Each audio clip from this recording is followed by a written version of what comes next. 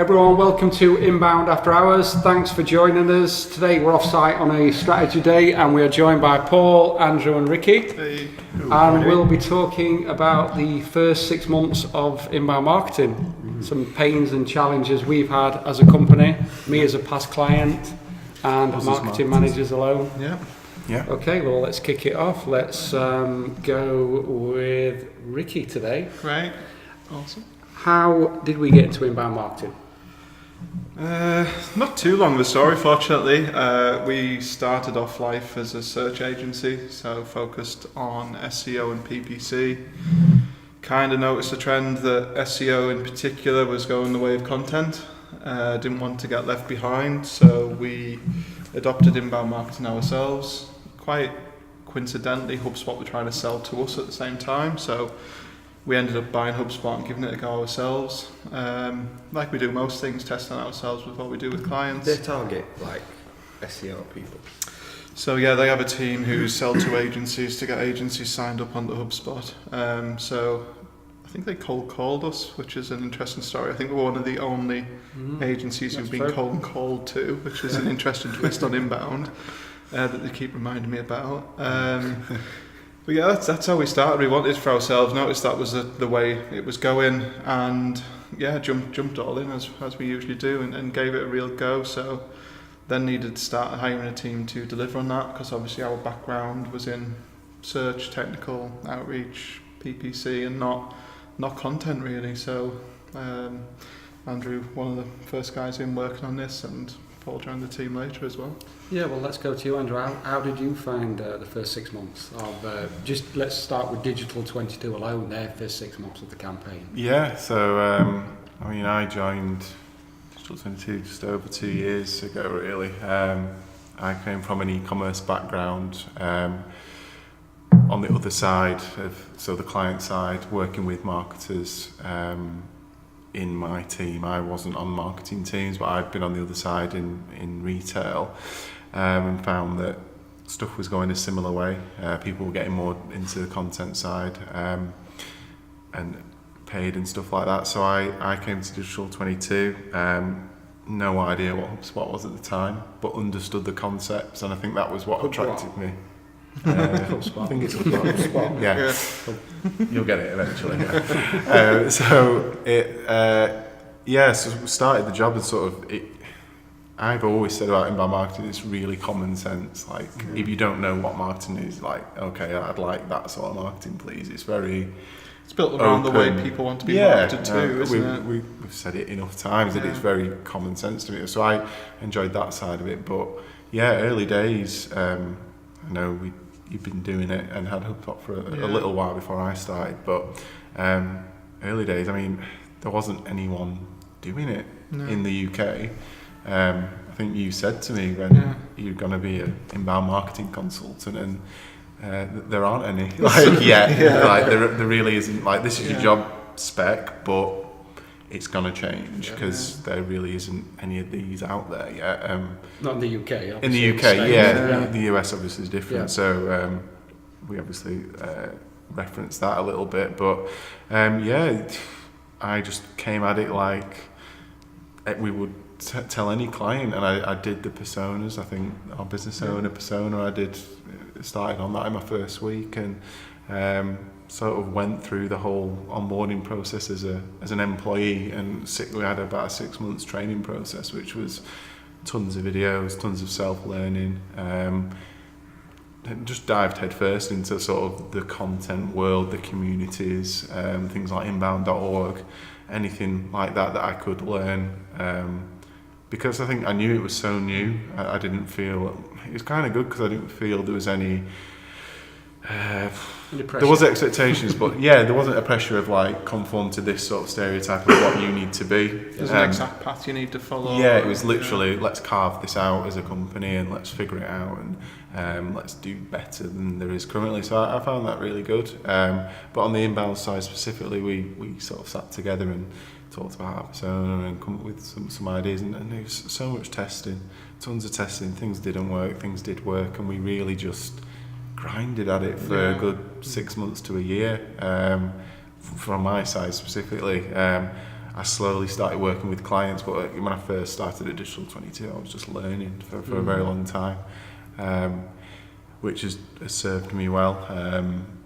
It was a quieter time, I think, for the company, and I'm quite fond of that. You know, I did have a bit of a nice incubation period. I think I just locked you in a room and It's said, just like, watch HubSpot Academy straight for days, really, wasn't it? Literally just digest every video HubSpot have, which, you know, all praise to HubSpot. They've had a great academy 3 years ago, and it's even better now. So I just wrote loads of notes and regurgitated that in HubSpot, and it seemed to work. What did that feel like, Ricky, switching over and going down that road, taking your business down the inbound way? It must have been pretty scary. No, it's good. It's similar to what we're doing with video now. It's because we know that's the way it's going, and if we don't, we'd be irrelevant. So I thought if we were still, when we made that decision however many years ago it was, 4 or 5 years ago, if I'd have thought, right, let's stick as SEO now, or what was SEO then, we would be pretty irrelevant now. I think we'd be scraping the barrel for local clients and stuff. So I think because I just knew it was the way it was going. Like Andrew said, it makes sense. Like when we talk about video again, like that's how people consume content now. So that's happy going down that road. With inbound, people are reading and researching. You know it because you do it yourself. Yeah. And that's why it works, and that's why it resonates, and it's common sense. I think that helped. Yeah. It helped me with like a semi-large career change away from e-commerce, like website, you know, money sort of mindset to move to marketing. It was an easy transition because I sort of understood it before I started. I obviously didn't, but the concept made sense. And I think it's probably very similar for you. It's the risk to me, you know, as an employee moving career didn't seem as big because there's this huge community. HubSpot are very successful in what they do. It's huge in the States. Identified that it was such early days in the UK and thought it's probably a pretty good place to position myself as an employee, and probably you as a business. It's like I'll get involved in that. I remember you saying to me when I started that it was like describing the industry and your job to like your dad and stuff. It was a bit like, I think they worried I've joined a bit of a cult. Whereas now it's big enough, isn't it? Yeah. And that's true, because I think the first thing that drove it home to us both was when we went to inbound for the first time. We'd been probably doing inbound for quite a while then, but the first time you go and there's 15,000 people, and credit the HubSpot, one of the things you do well, and we probably talk about HubSpot more than they do. Like you go to inbound, it doesn't mention HubSpot. It's inbound, it's a philosophy, it sounds like a cult when I'm saying it there, but it's that people go because they believe it. On their blog just earlier, it was buying tickets for something. It said, help keep the movement going. No, and that's how it is. Like you go and it's all about, we're all here because we believe in this way of marketing to people. It's nice and acceptable. Does that not make you feel worse? You sort of doubly duping them. It did for me at first. It still does sometimes. But you sort of like catching someone when they're in research all mode. Innocence and research mode, and you sort of like slowly reeling them in. At least when you do a paid because you're aware you're doing that. But for them, they're just thinking this company's super helpful. Yes, and but we're not. We're wish marketing. But it is though. Like I know that's the argument, but you are giving value. Like they're reading a blog for free. They actually get a long way. Well, they get all the way. So much information without paying you a penny. Yeah. And then I know it is psychological. Because then you think I owe them something, like because I've had all that information for free. But that's why it sits right with me, because it's not intrusive. It's value. Yeah. And you're only being facetious. And you can't block it. Like the way stuff's going. Like obviously, ad blockers were big a few years ago. I don't know if that's still growing or not, but you can't block content. It's not going to die. People want to research themselves. It doesn't. It's the ways the content manifests itself, or the media that you use to put content is going to change, but the methodology is not going to. People are going to want to go and do their own research forever.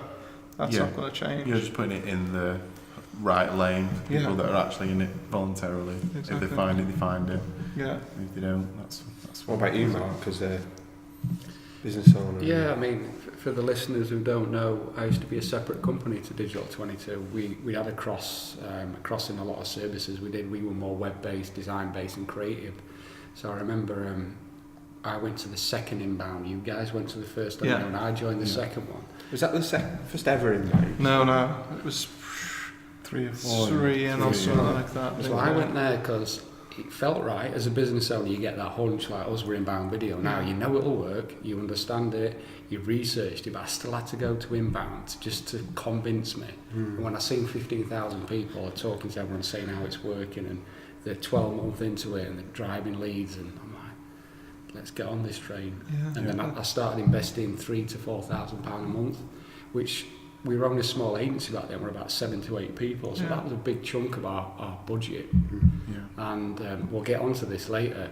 The first 6 months, absolutely jack shit was happening, and I was thinking, God, big investment.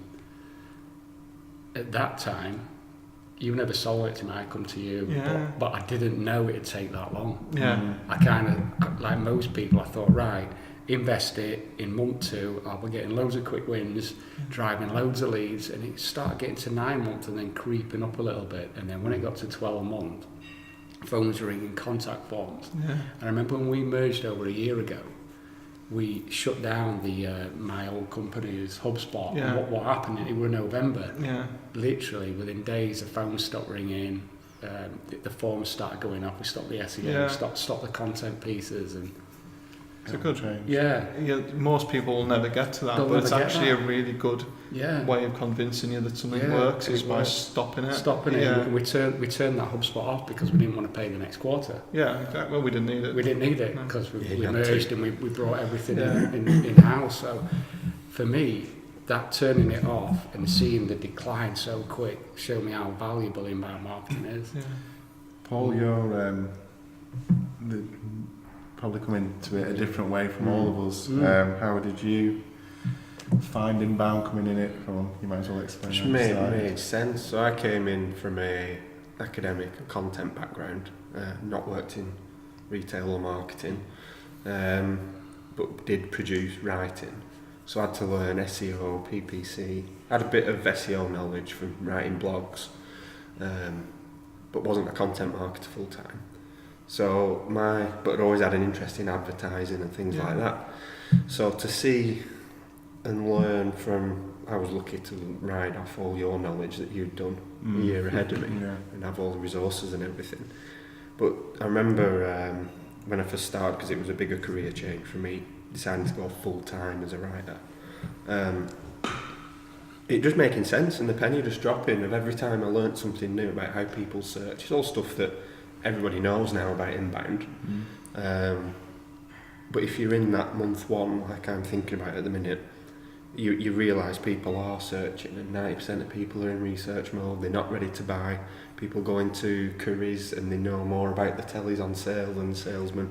All these anecdotes that contextualise inbound. I remember going home and telling my family, because they were like, what do you do now? And I'm like, I did feel like I'd joined some sort of cult, but they were like, no, they don't. And then you'd explain it a bit more over tea or whatever, or in the pub, and they'd be like, actually, yeah, you're right, you do that, don't you? And it's like, providing that content is the friendly way of marketing. I remember saying that a lot when I first started. It's a friendly way of advertising. It's when I said earlier about duping people, I was joking. It is being helpful and gaining the trust. Even now, it's so hard to explain if you're at a wedding or a family do and someone asks you, what do you do? What do you do? Marketing? Well, what is that? It's like, Jesus Christ, where do I start? My mum and dad think I build websites. That's the closest I can get. Do you know what? I go with that one. It's quite an easy get out in there. Except then they want websites for free, and you get into that conversation all the time. No more. Another website. I've done you 3 already. I remember just looking at my mate when he said that. We were on about someone who was down in a club or something, and he's going there. You know, he's showing me like, hey, he's a drug dealer. It's his job. I can say it. Like, you build websites. I'm like, I went, yeah. It's easier, isn't it? I remember when we moved into the new office not long back, and I brought my mum down because she lives away, and she'd come round and she'd look round and she'd say, wow, have you done all this to drawing pictures? Mum, we draw pictures for a living. It's just crazy. It's easy. And it's just defining it. Father will introduce me. He's a blogger. I love that. Yeah, I am. Yeah, it's actually a It's career. real. I mean, we've already touched on how long it could take. What we sort of say to our prospects and clients now, it could be anywhere from 9 months to 12 months to 18 months, depending. We've seen it as quick as 6 with some people. Definitely. So that's one sort of challenge and frustration. What else is there within the full 6-month inbound process? That strategy phase for me, I always feel a bit funny. Or if I was in the position you were in and had taken out an inbound package, I've signed, there's your retainer, let's pay. Yeah. See you in a month. I Or think like, I'll that's see you with some personas in a few weeks. Exactly. Yeah. Yeah. It's even harder for people Must be announce scary. that as well, because obviously clients come to us and then we tell them how we work and they buy it or they don't. If somebody is in-house and the boss says we want to do inbound and you go, well, okay, but give me 30 days, I want to get this in my head right, I want to plan That's personas. so vital though, But isn't you can't not do it. But in-house, Yeah. I imagine that pressure's huge because your boss is like, just start bloody blogging, just get It's some only a tweets blog. up. It's Yeah. only this, And that, and the but other, you want to spend It that won't time. do anything. I could do it now. Oh, you It get the won't do anything. Yeah. no, exactly. You get the returns back out of it. But I know exactly what you mean. Like, That's why I like Yeah. PPC. When we brought PPC more into our inbound Yeah. work, it was. I don't know. It feels like a bit of a comfort blanket of just Yeah. while inbound's building, just It does help, have yeah. some nice PPC, just bringing in some. it's at least testing your funnels. It's testing your landing pages, and it's getting the right people in your database, isn't it? That's what PPC Data. can do to you in And the if, first 6 and if months. they're e-commerce, it's giving them some sales and quick Yeah. wins Yeah. on the other side of it, which helps the long term stuff. You know, as you speak to business owners, and as much as they know inbound and they buy into it, they're a business owner and they want to make money. So you have to sort of balance the two, don't you?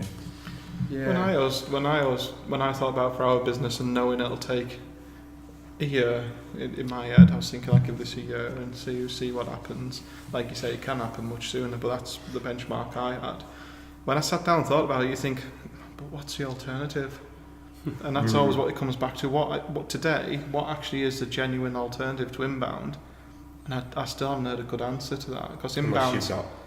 Unless you're a brand and you've got a massive budget, and then outbound, offline and TV and stuff can make sense because you can afford that wastage. Because Even you can then, afford that inbound as wastage. well, though, aren't they? Yeah. Yeah, they are, but you can afford the wastage if you're Coke or Yeah. someone like Yeah, that. yeah. But for most mid-sized businesses, I genuinely don't know what the alternative is, which is a good place to be. And I think if you are watching this and you think, oh, I could cut corners and do traditional stuff, Yeah. we know it doesn't work, No. and long term you're gonna struggle. I'm thinking about what it does for your business long term, like cold calling out, and I know we touched on this a few weeks ago, and cold emailing and stuff like that. What's that first impression you leave with someone? Yeah, you're almost. The thing with that is, I think some people still do it and get results like that, or they wouldn't do it. But I always think the only way you're going to get a sale is like you are literally tricking and chancing someone, aren't you? Like you just in the What's right the place. lifetime value of that client? Yeah. You might get a sale out of it, but what are you going to get out of the lifetime? Yeah. Who are they going to recommend you to? I mean, Ricky's had on LinkedIn a few heated discussions with salespeople Yeah. on why cold calling is still a good idea. Yeah. It's another What was podcast, that? but it's I just said it people was a are. shitty thing to do to people. People But argue till don't they're say blue that in the on face LinkedIn, that- by the way. No, my cold callings, I research and I place and I choose who I'm going to offer this random product to, very well, and it's not cold, it's It is tepid. cold, isn't it? And it just is. I don't expect Yeah, it. because- I did have a car accident 6 months ago, and I've started getting calls every day. Yeah. Car accident. Yeah. It does my fucking head in. Yeah. And I am They're ready yeah, for, yeah, if I yeah. wanted Yeah. to. I could be interested in that. But The problem when you have, don't get in arguments with people on social media, but if you do, remember that they're always coming at it from their context. They think, I've researched it, I've done this, I've done that, so it's good. But that's your context. For the other person's context, whether you've researched it or not, you're still interrupting their day, picking up the phone and cold calling them. So there's no good way to do that, in my opinion. No. It's still a shitty thing to do. You're interrupting someone's day and you're trying to just sell them goods off the bat. That's not a good thing to do, in my opinion. Success isn't getting lucky because someone's Happens to gullible want or that as just well, yell yeah. by it. That's not a It's an success hard to one, me. isn't it? It's an hard one because I'm sat this side of the fence now. You just told us that HubSpot cold called you in the Yeah, early days. definitely There's is. different levels of cold calling. There's just the absolute, there's a list, plastic, cold Automatic, call, or yeah. there's, you've signed up for an awareness piece, Yeah. and then you ring in to add value. How can you help this person? 100% on that. I think if Yeah. somebody's shown If you've got buying their signs number, or signals and they've given you the Yeah. number at some point in the process, then I'd call that warm And calling. that's And I what think HubSpot did with you in the yeah, early and days. I So think that's a little bit that's different, why I isn't just it? want to define to the Yeah. viewers. I don't want viewers listening to this. Well, Ricky's just told us he's been cold Yeah. calling now and he's saying it's shit. So I just Yeah. wanted to. No, definitely. I Yeah. think there's a bit of a difference Yeah. with being warm. Like they're in the database. Yeah. They're showing some signs of purchase, like you've downloaded a pricing page or you're considering your option versus your option. Then by all means ring them and come at it from the approach of you've downloaded that. Did you get everything you need, or have you got any other questions? If it happens to lead to a sales conversation, fantastic, and most of them will. But I think purely just auto dial cold calling, I don't know how people still get away. Well, they're not going to get away with it soon when GDPR comes in, hopefully. So will my phone stop ringing every day at 13 minutes past 1? If not, you can report them and you'll get a pretty hefty fine. And I think, I don't know, it's one of those where I'm not bothered to do that. But in the back of my mind, if everyone was vigilant enough to do that, we could cut cold calling out very sharply, because those fines from GDPR are massive. Yeah. They'll just shut companies down straight away for that with the sizes they are. I think we went off on a tangent there. But I We liked did. it. Tangent. But let's rein it back in then. And you asked earlier about my frustrations as a business owner, and I do remember the fact that I signed up for you guys. I knew you and trust you anyway because we were working together with clients, but I didn't hear from you in that first 3 weeks. And back then, you didn't have, or we didn't have, the processes in place, such as Basecamp, where you could see every task tick through and it was transparent. Yeah. So I didn't hear from you in 3 weeks, and then I got my persona on week 4. All right, that's what you've been doing, and that really frustrated me.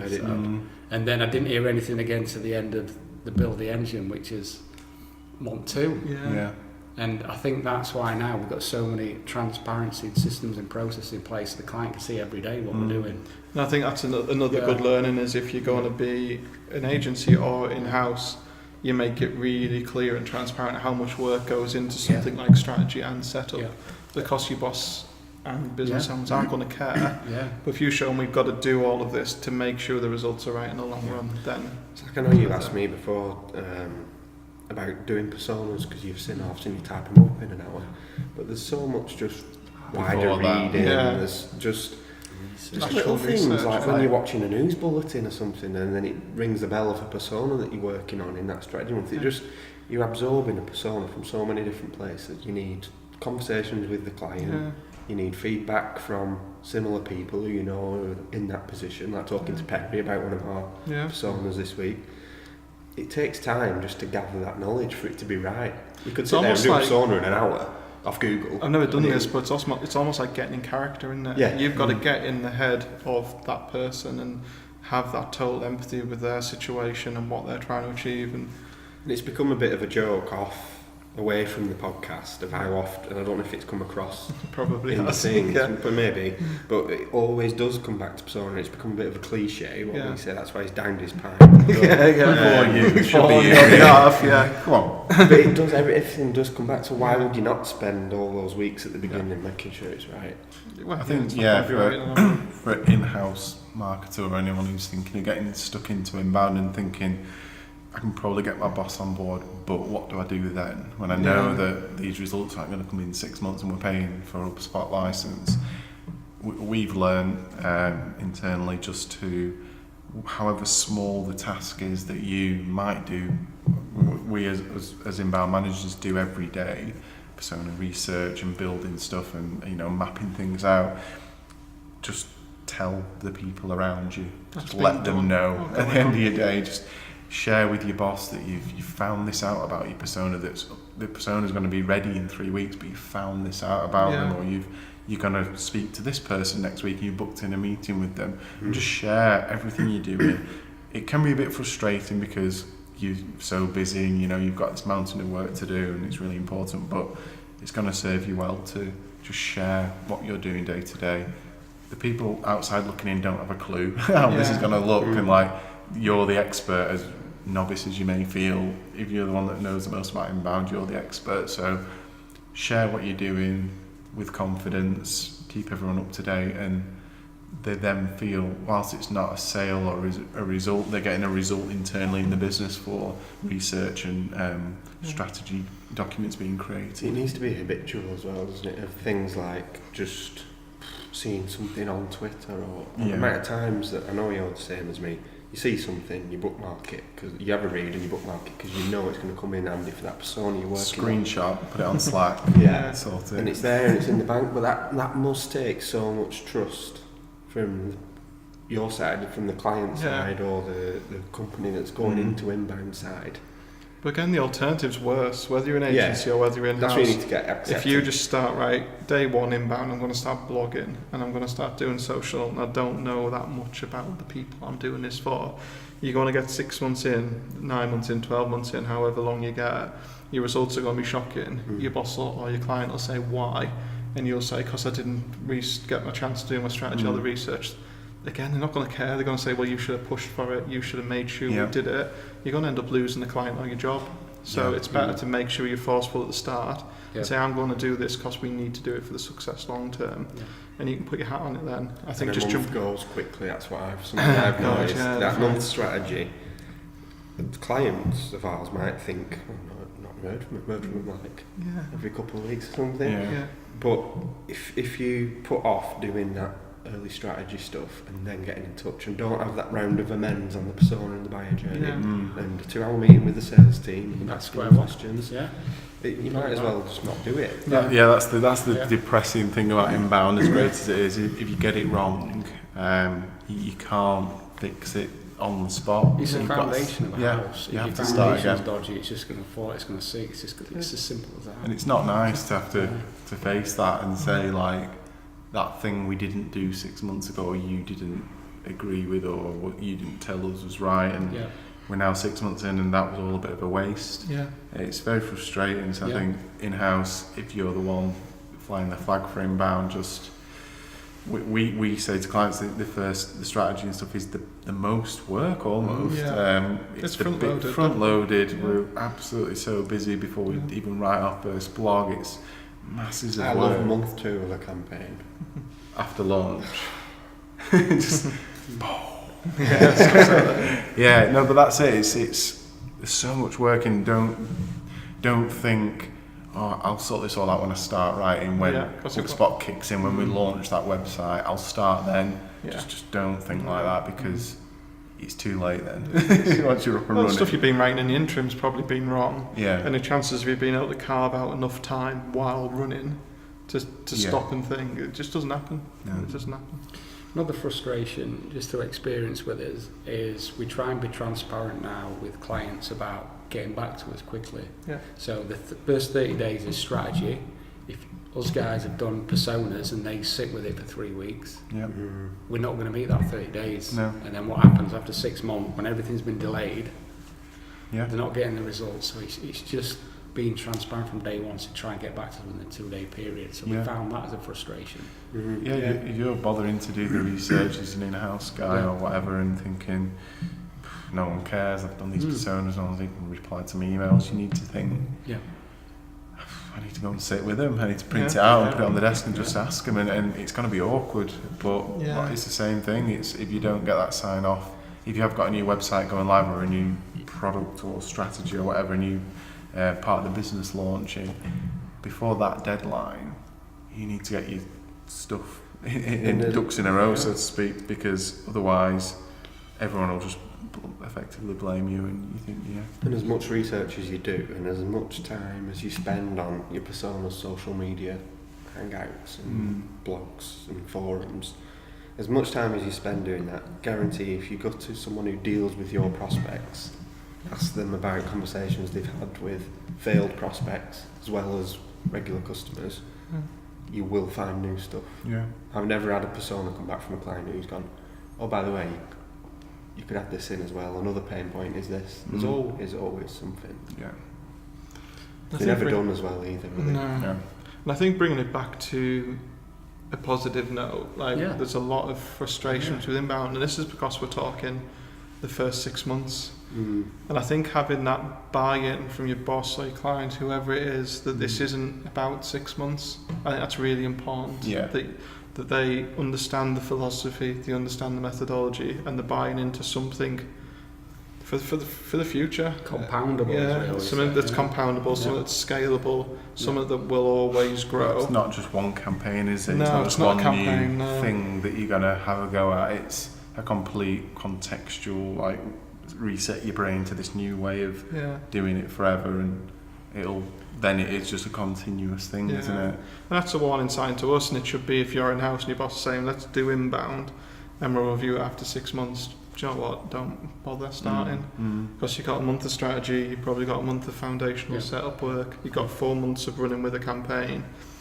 You will get increases in SEO and organic traffic and incrementals through that period. Of course you will. It's not like nothing happens, but if you're not going to be able to put a line in the sand and say there's your ROI, this is how amazing inbound is after 6 months. You're definitely not going to be able to. So I think whoever you are, you're the stakeholder, you're the flag carrier for inbound. Your job's to educate and get buy-in. And when you truly get buy-in from people, it's a great process. The ROI is better than anything you can probably get. So you've just got to put the work in to get that buy-in and make sure the whole company, or at least the top stakeholders, actually appreciate what it is and why it is and how this is protecting them for the long term and giving them a business model. I agree, because people tend to get reactive. They get to that 6 month, we call it hold your nerve stage, where they're thinking 6 months, there's no results, and then they get reactive, they panic, they're in threat mode, change this, change that, the strategies change, everything goes to pot. We've seen now, because we've made mistakes in the past by taking on the wrong clients, let's be honest. Yeah, definitely. And that's something to watch out for. It is. I think we're quite lucky that we've come from a search background, and SEO has always been a medium long term game anyway, so we're coming from that angle of the SEO sort of analogy of 6 to 9 months. You'll start seeing the curve come in. Inbound's similar, maybe even slightly longer. So we've always come from that. But if you've been doing trade shows and magazines and paid ads and media, and then changing to inbound's actually quite a big change in mindset, that you don't just hit it, send it out, get your results back. I think that's quite important, that everyone's aware of that up front and agrees with it and is bought in.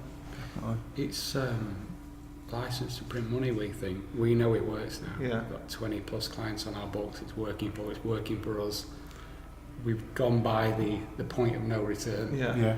And it's just convincing other people that it bloody works. If you've got the budget and you've got the patience. I mean, we were saying, like, just going back to our own marketing, I was chatting today on how I've been here just over 2 years, and I was doing our reports for last month and just looking at our traffic that last year we thought was good. We were really happy with it. We were getting leads and all that sort of stuff. I looked at them, probably, I don't know, like at least it's brilliant. 5 to 10 times more than that. It's like it's still going once up. you're on the curve. And I think obviously we've got more knowledge and we know what works and we're iterating and that sort of stuff. But just that compound, not just to look at SEO, but just the compound of inbound and the leads of the older stuff and the stuff we know that works. It's just it's still coming in from when I first started.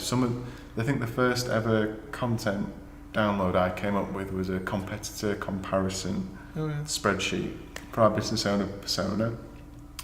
It's a spreadsheet that you filled in, you put your competitors' URLs in and metrics, and we gave the links for what you did, and it gave them all scores, and it was a handy tool for competitive business owners. People still downloading that today. They're still going into our workflows. They're then downloading the newer stuff we've done. I'm thinking, I did that 2 years ago, and it's evergreen, now isn't it? free. And that comes from clients, No, I mean, goes back to I'm sorry, I personas. was thinking ahead of definitely. It's exactly the same. Office client who's they have more successful downloads, more successful blogs, things that were done before I was with the company. One of them is when I just joined, but it's stuff as well. I think worth mentioning. Things that we've done to make sure that gets capitalised on is retune the blog, updated it, tweak the CTA, redesign the download, made it more relevant. And then that brings in the compound then. So we've got the right keyword, it's bringing in searches every month and it's winning. but not as many people converting. Right, let's do a new CTA. Definitely. Come back 6 months later, it's converting. Yeah. The download isn't quite as good, so the workflow isn't having an effect. Redesign the download piece, and then all of a sudden it starts getting better and better. Work on everything. It's something you don't get the benefit of in the first 6 months, but something that's a huge benefit of inbound is you've always got data and analysis. So the amount of times I look back on our blog and think, oh, something's happened with that blog. I was saying it again this morning, we've gone in the snippet for this blog. I've just noticed it going from 50 reads a month to 200 reads a month. Something's happened with that. That again, it was about a year and a half old blog, just suddenly gone into the snippet, send us a load more data. Yeah. We can just say, right, we've got that now. What do we do with it? Do we put a new CTA or do we invest more in the piece? Yeah. I think that's something you're not going to experience in the first 6 months, but it's known that's coming down the road. The content you're writing now, some of them do resonate really quick and you rank for very quickly, but some of them might take a year. It is hard though, but I think it's real. We're marketers, aren't we? And we're confident. I mean, we're marketers at an inbound agency talking about inbound marketing for us, which is like the best possible scenario for like relaxation. Imagine being a marketer in a non-digital industry, really trying to sell that. It's taking inbound budget out of advertising in Lancashire Life. The leaflets for the construction company or whatever, and you think that's going to be tough. Yeah. That's what I was saying about the buy-in, because if you have to specifically have the conversation of I wrote this blog and your boss says 10 people read it, don't worry, in a year and a half it'll be up there and it'll be bringing those in. If your keyword and your personas right.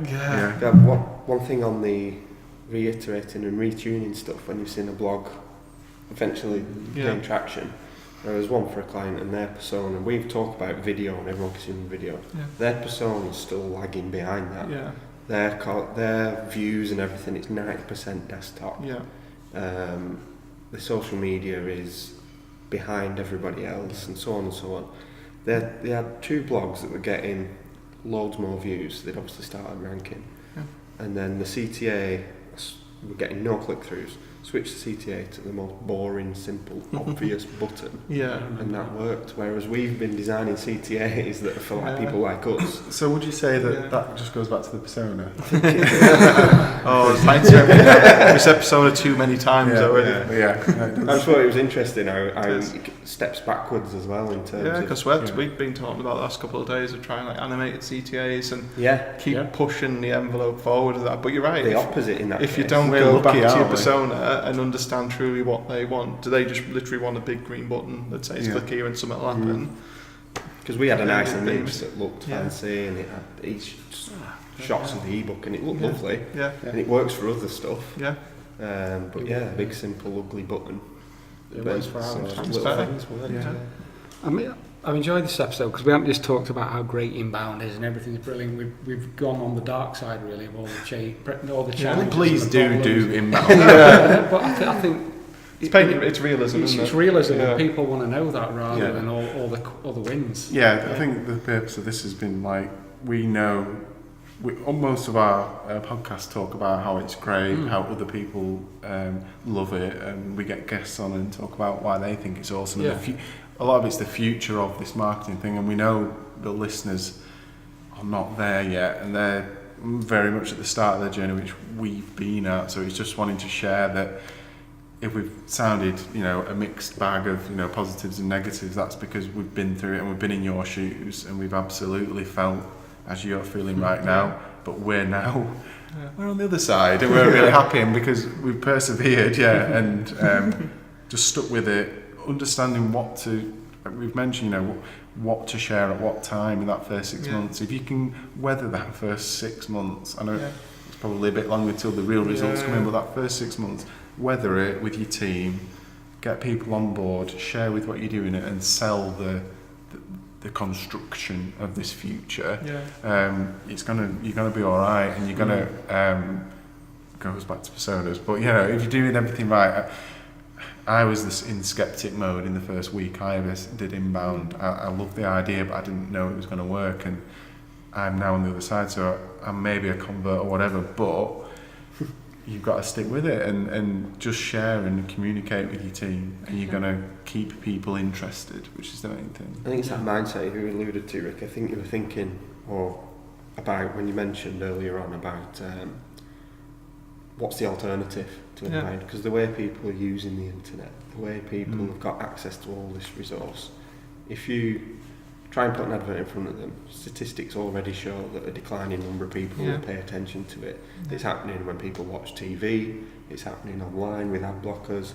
Even just if you spend a lot of time on the internet, which everybody does, and more people are doing all the time, you don't even pay attention to the sidebars. You pay attention to what you're reading.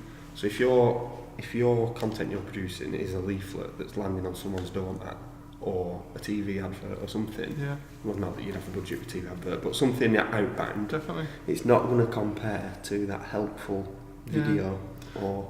Well, download the State of Inbound report and you'll see that any business size, I think it goes up quite enterprise size-ish, gets better ROI from inbound than outbound, and the only time you're going to tip over that other way is when you get seriously big and massive budgets. That's the only time that you can afford the 90% wastage you have on something like TV and magazine and billboard. The best TV ads and stuff, though, the best outbound campaigns, it's dwindling. Aren't selling you stuff. No. It's brand awareness. It's the brand guy awareness. on the surfboard tick falls. It's just top coolness. It's just it's just brand building. But you can afford to have 8 touch points on extremely prominent places like billboards and TV and ads that to someone like Guinness can afford to do that. And over time, I've seen enough of those over 5 years that one day I'll try Guinness, and that's worth it to them because they can afford to put that money in. The money's going to come out the other end, but you need to get... We're not all that big. No, and you need to get seriously big to hit that threshold, I feel.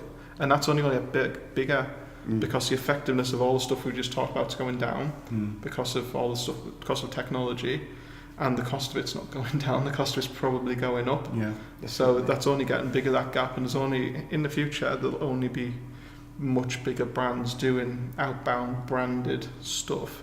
And I think that'll just continue for quite a long time until the outbound advertising industry realises it needs to change and adopt its pricing model. And you've seen people like Sky try to do this, where they're trying to introduce, I don't know if you've seen the adverts, right, but very segmented local adverts you can do on Sky now. And until that industry changes, this is the way it's going to go. But even then, that's going to change because whenever you read any reports or see any studies into how people are going to treat TV, obviously if you look at Netflix, Amazon Prime at the minute, everyone's on demand. So the only ads are going to be on live stuff. So ads are going to be fewer, which pushes the price up, which pushes all us lot out of being able to get those ads. I think it's another conversation, obviously, but I think people like Sky are in just huge danger of being, I think they'll be the next Blockbuster. They're just not getting the, okay, we pay them for a subscription, but actually they still massively rely on advertising as a revenue source, whereas the rest of us are going and paying subscriptions to not have ads, like YouTube Red, like Netflix, like Amazon. It's the way it's going. I mean, like I've said this too. Tellies are being designed. Exactly. They're being designed for YouTube and Netflix first now, aren't they? Every remote now has got a Netflix button. And I'm happy paying all those subscriptions, just watch what I want without interruption. And I think people like Sky and stuff have got a shock coming in the future if they don't adapt their models and their advertising. Definitely. Great. I mean, apologies, it's gone over 40 minutes this, but I think it's been worth it. There's some great value there. I'd like to give the listeners some evidence, some proof as well. So don't just take our word for it. What we've done is we've screenshotted some actual graphs and blog statistics, and we can show you how it's accelerated, and we'll give you some links in the show notes for that. And show your boss those. We'll there's 4 or 5 typical curves that we've seen with clients. Show them, because to get ahead of that curve, you've got to do a pretty amazing, substantial job. So benchmark yourself against those. I think it's worth mentioning as well, we're talking about this in terms of inbound as a concept, not look at what Digital 22 does, look at these graphs. It's about that, getting through that pain of not a lot happening, not a lot happening, not a lot happening. Okay, now we can see something. Because sometimes when you see the cases on HubSpot, you're like, but we're telling you as real people, this is working for us. is the screenshots from HubSpot. Yeah. What else can we give it? The report you mentioned, the recent one for us, we'll put that in there. Yeah. And we'll State put of Inbound. the state of inbound. We'll put them in the show notes. Really valuable. Let us know what you think. Definitely. Okay, well let's wrap that up. I really Yeah. enjoyed that. All the pints are empty, so Yeah, I think yeah. we're ready for another. Yeah. Okay, great. Take care, guys, and thank you. Please Thank you. visit our website at www.digital22.com, and there's loads of stuff on there. And have a great day. Thank you. Cheers. Bye-bye. See you later. Bye.